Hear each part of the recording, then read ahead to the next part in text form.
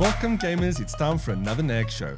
In this week's episode, we chat with Arielle about Hogwarts Legacy now that she's clocked over 100 hours in the game and replaying it. If you've been wondering if you should get this game, tune in, it may answer your questions. We also upgrade our 12th Gen Intel NUC with Kingston's latest SSD and RAM. And if you're a techie, check this out, it's a very nice upgrade. Then if you're looking forward to Sony's PS5 VR2, then you want to see the unboxing. This VR headset looks true to Sony form, and I managed to snatch it away from the reviewers just in time to show you what it looks like for the show. And finally, we look at the video capabilities of the Samsung Galaxy S23 Ultra. This smartphone is a content creator's dream, so stay tuned to see what we think of its video capabilities. And I'm not sure if you've noticed anything different, but the video I'm shooting myself on is actually Galaxy S23 Ultra, and I'm shooting it at 4K. And wow, is it looking good. With that, let's get operating with the latest hardware from Kingston. Our beloved Intel 12th Gen NUC with the Arc A77 just got a Kingston level upgrade.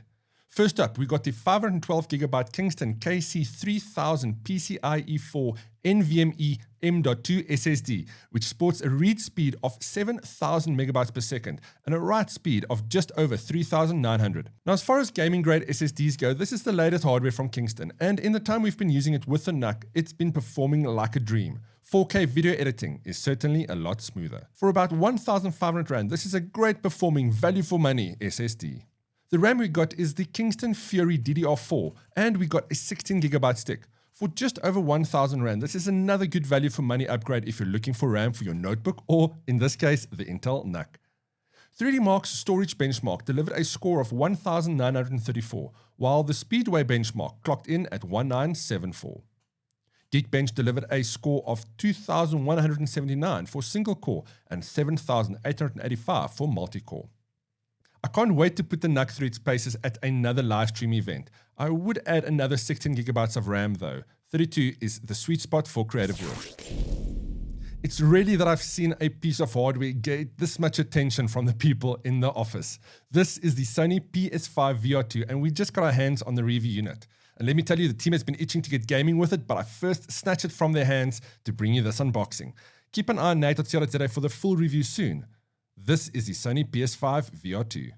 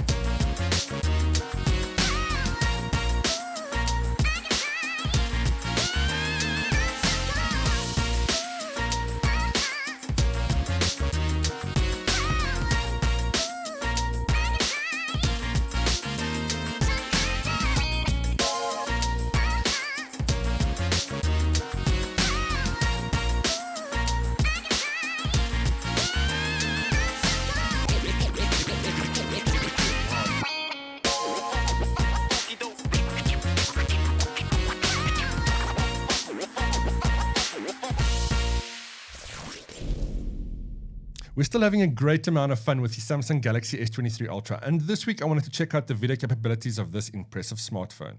So to put it through its paces, I shot the B-roll for the Kingston RAM and SSD and Sony VR2 unboxing segments with this smartphone. In fact, I also shot this video that you're seeing now, my webcam footage, with the smartphone, and so far it's looking pretty impressive. Even in 1080p, the B-roll that I shot looks great. The focus was sharp and very fast. There's also image stabilization built into this phone, which is great for getting those steady shots without needing a gimbal.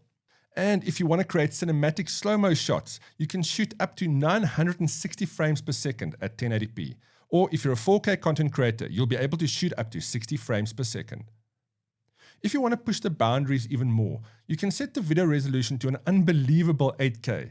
This is a video resolution of 7680 by 4320. Wow, that's certainly overkill, but it's a nice feature to boast about. The front-facing camera can shoot at 4K at 60 frames per second, and that is seriously impressive. It makes shooting video like this much easier and looks much better with this high resolution than many front-facing cameras I've come across. There are a lot of impressive features aimed at content creators on this phone, and we'll share them with you over the coming weeks. For now, I'll say this about the video camera. The Samsung Galaxy S23 Ultra is up there with probably some of the best shooters on the market. If your passion is making content, then the smartphone will totally blow your mind.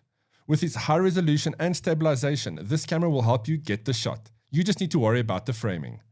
I mean, DSLRs, I've not used one of those on NAG for a very long time. And why would you when you have a smartphone like this? Check back next week as we explore another feature on the Samsung Galaxy S23 Ultra. So Arielle, it's been weeks since we last saw you. I believe you've still been busy with this Hogwarts game. I'm amazed that we managed to pry you away from your console. How's it been? Can't you see how pale I am? This body has not seen the sun in days. Weeks, days? No, it's great. So I'm about 36 hours into my second playthrough already, and no regrets for the time spent. It is every bit as magical as childhood Arielle wanted it to be. So for somebody that may not have heard any news or seen anything about this game, I mean, what is the thing that makes it, now that you've played it, so captivating? So I have a big problem generally of games that after a while they start to feel like work. So a good example, I recently replayed Cyberpunk 2077 and I had all the ambition to do all those damn police quests. Quest number 200 later, I had a YouTube video on, I was browsing on my phone, I was so over it. Like, I was working, not playing. What's nice of Hogwarts Legacy is every single quest, and I mean, again, I've put at least 80 hours into this game so far. Every side quest feels unique. You're not just doing the same thing, copy, paste, copy, paste. The people have different motivations.